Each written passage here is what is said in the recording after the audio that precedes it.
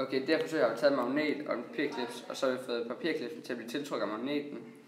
Bagefter så er vi begyndt at forstyrre med noget metal, som har gjort, at papirklipsen så falder ned, fordi der var noget andet, der forstyrrede den der magnetisme, der var imellem papirklipsen og magneten. Og så har vi så fundet ud af, hvilke metaller der er forstyrrende der.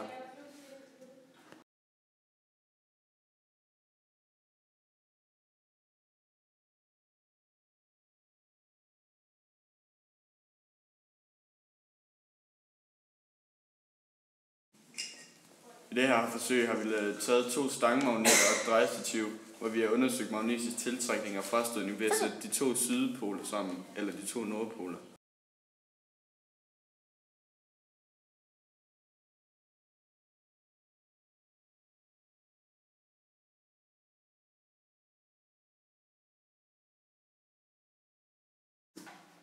Vi anbringer magneten under pladen med papir og drysser i en afstand af 10-15 cm jernspoler ned på pladen.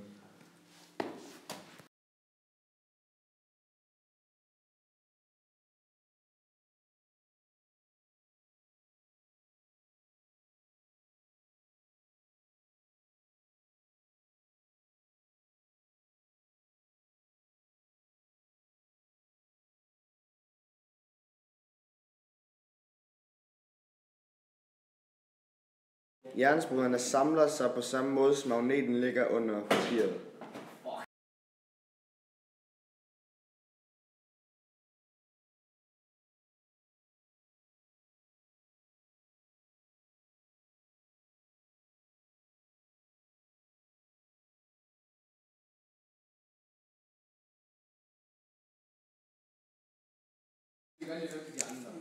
I det her forsøg har vi taget en savklinge og en metalstang. Så har vi kørt metalstangen hen ad savklingen og gjort savklingen magnetisk. Hvorefter at man kan se på kompasset, eller hvad det nu er, at den er blevet magnetisk.